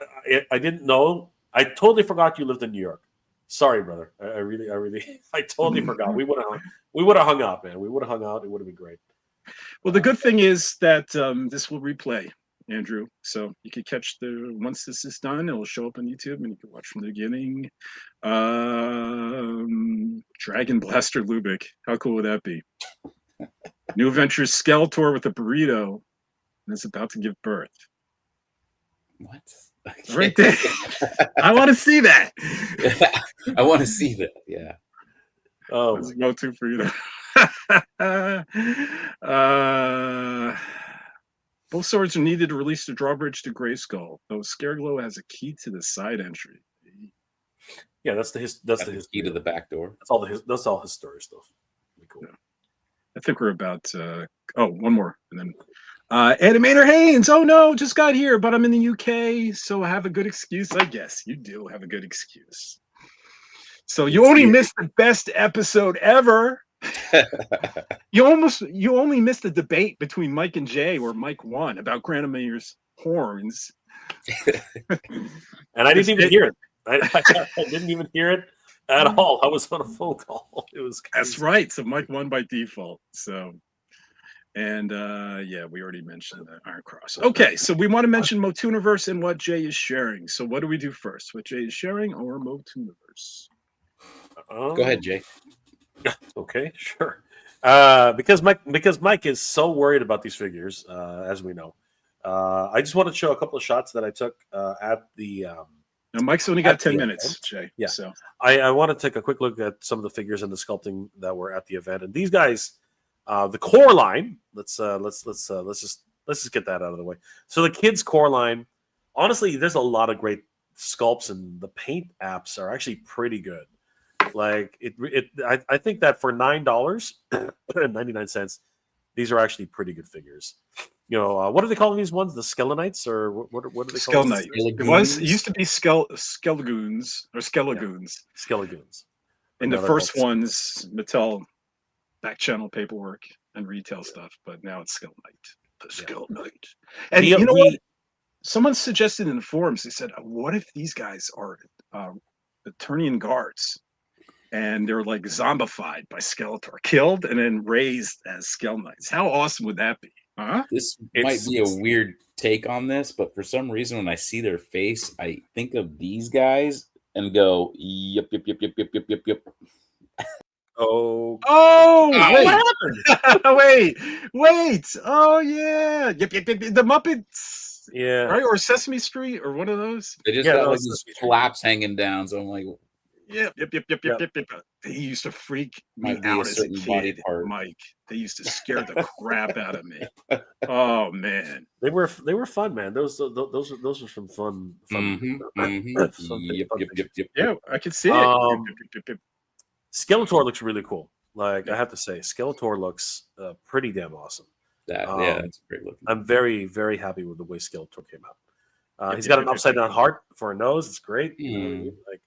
But his character overall, like, pretty good sculpt for a $9 figure. That's why I'm saying if anything, you should definitely start the line with these figures. What do you think of this one, Mike? Face sculpt. Look at that face sculpt, $9.99. That's what we get. That's pretty sweet. Yeah. They could have just 3D printed that right there, so we don't know. I think this is because if you see the tempo, right? This has actually been applied with printing technology. So this is as close to as far as I can tell, this is as close to a production model as you can get. Well, guys, remember they were found in Mexico or Spain. Excuse me, Spain. These figures, so I'm sure they're production. Yeah. And the one, of course, which a lot of people were. Oh, sorry. This Battle Cat's actually pretty damn cool too, man. He makes noise. Yeah, you press the horn or something. Yeah, the horn on the back. Yeah. His armor does not come off though. It is fully adhered to the figure. Well, I got to say, when I was watching Pixel Dan's video of Battle Cat for the Chronicles, and he was putting the helmet on, and it kept slipping off, and I was like, "Ooh, yeah." I wonder if that's going to be an issue. Masterverse Battle Cat has that issue. So that one, I think, is still a production. It's still a prototype. They were always talking about how the Chronicles ones are all prototypes, and you could even see some of the paint was chipping off. Right. So there's still time to finish the development of that. But I had to get this photo because I knew Mike was very critical about this. So, sorry. I guess we'll take a look at Beastman first. Beastie, look, he looks great. $9.99. $9.99. He looks amazing. Oh, and I think you can, depending on the character, you can take off their straps and certain bits of clothing. So it's a really cool line, I think. And for $9.99, you can't go wrong. But this is the one that Mike's always very critical about because, he I think this is the first picture of her face that we saw. This is the hill that Mike's going to die on. So, Mike, shame on you, Mike. Let's see his face. There's still, I don't know. It's better. I'll give it that, but it's it is a lot softer because the pics we saw, it was like all over the place, man. It was all over the place, but the sculpting is really nice. You know what I mean? The sculpting is really cool, and this is what we have Hordak MX and other customizers to make much more better sculpts for. But and again, they'll be at retail, so hopefully you can have like 3 or 4 Tilas to pick up the best one. Yeah, but for $9.99, I think this is a really good. There's a really good entry point for anybody who might be interested. But I took these really close-in shots so everybody could take a look at and make your own decisions. Because at the end of the day, and even with these photos, guys, in hand they still look really different. I'm surprised. Like at the end of the day, no matter what, a photo cannot replace your real eyes. So at the end of the day, this is a line which I think And check out Jay's Instagram page, guys. He shared videos of a lot of the figures up there. Really good shots, like Triclops, which you'll probably get to in the Chronicles version, which was like the best shot we had of Triclops, because every picture before that or video was like darkly lit, and from a bad angle, and you had it like right up to the camera. I made it a point. I made it a point to say, like, we can't see the faces, so I basically asked the guys. I was like, "Can you hold that up for me so we can really see what they look like?" Yeah. And I just made a point of making sure that we could all tell, right? That's what I did here, what they're going to look like up close. So yeah, it was really the access that Mattel gave us was massive. Like I can't thank them enough for the invitation and really giving us a real close glimpse as to what we can expect in the next couple of months. So it's going to be great. These are just responses, not to Skeletor, but to Tila. So I'm just putting it up there as we're talking. Yeah, I can agree with that. I mean, their face is okay. The hair is definitely it's too flat. Should have had some more volume. Wait. Her hair, her head does turn actually. Yay, Jay! Finally caught your stream live. I'm sorry, just I had to call that out. So, Jay and the Pussycats. Jay and the He-Maniacs. Yeah, there you go. Jay and the He-Maniacs. That's cool. I like that. We should change the intro. You want to sing it, Mike? Hey, everyone. Welcome to Jay and the He-Maniacs live. Only if you put on the leopard leotard, Mike. Awesome stuff. Oh, good. They're going to be $2.99 at Ollie's. Nice. Exactly right. Just gotta wait it out. Oh, you guys are vicious, man. It's all about the hair. I don't know. Fright Zone is showing up at Didi's, guys. FYI. Uh-oh. I still maintain I got a pretty good. Had a pretty good find at Walmart one day. Yeah, with that gray skull. Why is He-Man prettier than Tila? Hey now. No, these were great. Are you showing us Chronicles real quick, and then, or are we going right to? Okay. You guys can take a look at all the Chronicles features on my Instagram page. I think that those are real. I made again. I really wanted to see what they look like as close as possible. So I think you guys will enjoy that. And if you want to take a really close look at Triclops, head over to He-Mania.com. He-Mania took those shots and really got really close and examined a lot of stuff in there. So you guys will enjoy that article as well. Yeah. All right, let's talk about MOTUNIVERSE, guys. Where are we currently at with MOTUNIVERSE? No major announcements today, guys. I apologize. No major announcements today. I don't have another Rebecca Taylor to give to you guys yet, right? Yet. We are still talking with many guests. And, Jay and I are hard at work behind the scenes. I do want to mention, because I have got a couple messages about rooms. Rooms are still available. Go to MOTUNIVERSECon.com. Actually, I can put I don't think the link will work because I'm not in the actual thing. But, Jay, I don't know if you can. Here, I'll do it right here. I'll click right through the banner. Guys, you don't even have to remember the URL. There you go. Click on the go to He-Mania.com. You can click right there. It's going to take you to our website. If you go to where am I going to? Hotel, I believe, right? Okay. Yep. There you go. And right there, you can book rooms. We still have plenty of rooms available. Tickets are also available. So you can click on the tickets and you can get to tickets. If you are a vendor and you're still interested, we've added a lot of vendors. I think Jay and I are going to start doing announcements for that, as well as programming. We are really building some really fun programs for you guys, some awesome panels, and we'll be announcing that, I would say, with a few weeks or so. We got to kind of confirm some people and make sure we have the panel that we want. And there's a lot of exciting stuff coming up. And just keep staying tuned. I appreciate everybody for the support. And this May is going to be really, really fun. I am super excited. Yeah, we are very, very excited at MOTUNIVERSE. And huge shout out to He-Mania.com for always being there and helping us with all these features. And if you guys head over to He-Mania.com, you can see all of the articles, and He-Man.com will be posting up the Hall of Heroes. Yes. If it hasn't already been posted up. It's not up yet. But if you go to the right column, guys, and you click on MOTUNIVERSE News and Announcements, you just click on here, and every single news story is here, starting with the last one being Rebecca Taylor. Live broadcasts. Oh, we want you, right? The fact Yes, that volunteers. That's another big one, actually. Thank you for reminding me. Volunteers. We are looking for volunteers. So if you live in the LA area, or if you going to be in the LA area, we are giving you complimentary like VIP access. We'll probably be doing like 4-hour shifts on Saturday and Sunday. So if that's something that you feel like you could do, and if you have experience volunteering, great. If not, we have Micah is in charge of our volunteer section, and he has a lot of experience from doing them in the past with PowerCon. So you're in good hands, and yeah, we'd love to have you help us out. Yeah. Do it. Very excited, guys. And of course, we will be having a Master Universe movie celebration.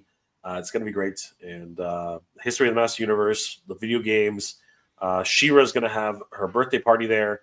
It's going to be absolutely amazing. And if you happen to see Mike at any upcoming conventions in the next couple of months, definitely say hi, and you might be able to get a free pair of tickets from Mike. If you, I will be making some rounds in Southern California conventions. I'm trying to, I'll just throw it out there. If you're watching now and you can see this, if you've stuck around this long, I will be at a con on March 21st called Fangia. It's an anime con down here in San Diego in Mission Valley. Check it out, and I will have a table set up there. I'm also making my way up to Los Angeles for WonderCon. It's the second biggest con in California behind San Diego Comic-Con. Sadly, I don't have a table there, but I will be there with flyers and everything. So if you run into me, or you can message me on Instagram, tell me you're there. I might be having some complimentary tickets for MOTUNIVERSE on me. Yep. Last year, just to let you know, the Anti-Eternity He-Man is actually MOTUFest, which is later in the year. So, okay. So I think that about does it. I know Mike is on a hard stop at 2 o'clock here. Real quick, shameless self-plug. I am about 14 followers away from 8,000 on Instagram. I would love, if anyone doesn't follow me on Instagram, get me to 8K. I want to do a giveaway for you guys. Might have some MOTUNIVERSE tickets in that too. I would love to celebrate an 8,000 follower Instagram, and just be able to do a giveaway for you guys. I got some cool stuff. Actually, let me quick before I go. I do have a few minutes. I just got to eat something before I work. So I picked this up the other day. I walked past this at my local comic shop. This is from the 30th anniversary. Oh, wow. And I'm gonna open him up because he's a fun one. That's not a Funko. It's by Funko. Is it by Funko? What the heck? By Funko right there. Oh wow, man! If that looks so good. If Funko made those, I would have been collecting the whole line. There you go. Funko. Holy crap. Okay. So I picked him up finally, and he's really fun. I got to take pictures. That's the other thing, man. I've been so behind with taking pictures. Talk about DDs. I found this at a DD's for $15, guys. How crazy. We've been talking about that for a while. That's great. I have all 4 of those.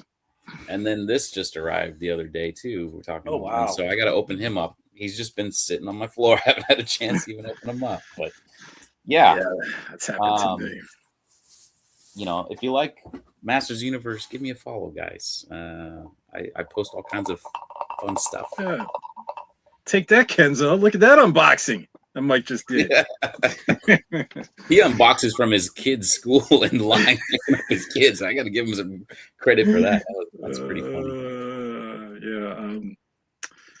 Turniano says those Funkos are amazing. I have He-Man and Skeletor. Yeah. So, Kenzo's still here. Having a good laugh. Chocolate armor Skeletor poop sign. It's like that white chocolate. Not even white. He's like a milk chocolate. Jay dropped out. Mm. Mm. Okay. Oh wait, he's waving to me. Did you actually accidentally drop out, Jay? Sorry, I noticed something. I had to go. Mm. Oh, Oh, okay. Kenzo. Oh. It took me a second. I had to put the two and two together. There. I know Giraffe is making fun of that Skeletor, but I want to give this advice. If you're a fan of Masterverse like I am, this is actually the die cast. I made it a necklace, like freaking, I don't know, whenever it came out. Die cast power sword from the anniversary collection of He-Man and Skeletor. Remember, with the real furry loincloth and all that? Yeah, that was the San Diego Comic-Con exclusive one. Yeah. If you're a huge fan of Masterverse and you really can't display it much in the house other than your toy room, the one thing about that He-Man and Skeletor, they look like little bronze statues. So I have that He-Man and Battle Cat upstairs in my bedroom on the dresser. It blends in and it looks like, it looks, what's the word? A little more stylized, a little more classy, I guess, if the word is, So if you have, like, say, a spouse that doesn't like figures displayed in the open common areas, those she might agree to. So if you want a He-Man and Battle Cat, I would chase those chocolate ones. I know you call them poop, Giraffe, but they're also fine art. It's to me. I mean, for $15, when it used to be, I think it says even on here, it says retail, comparable retail $49, which I think it was even more than that when it first came out. Those are art. They were made by an artist collaboration with Mattel. It really is sad. I know. At one point, they were selling on eBay for like $100. Over $100, yeah. It was crazy. Christo, thanks for staying with us, Crisco kid. Good night. Crisco must be overseas. So, let's see. So we're gonna wrap it up, guys. Yeah, Kenzo says the monochrome are fancy. No poop sign involved. All right. All right. So Mike's got to get to work, and we've already put in 2 hours. So yeah, thank you guys for tuning in. Yeah. Thank you guys. Yes. Thank you. So be sure to visit Mega J Retro. Keep growing his channel on YouTube. He's like at 24,000. Push him to 30,000.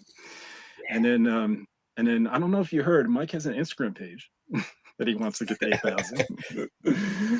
Make sure you subscribe to Attorney Royalty. He's so close. Give him Mike.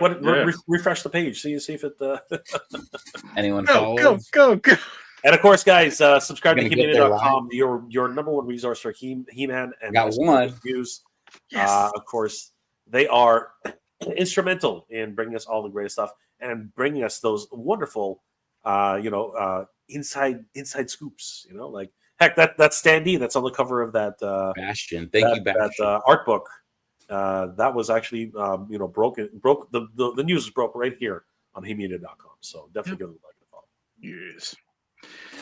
All right, guys. So that's it. Thanks, everyone, for joining us out there and participating. And hopefully you won't have to wait too long to the next one. So that's it. We are all He-Maniacs. That's it. Bye, guys. It's time to wave, Mike.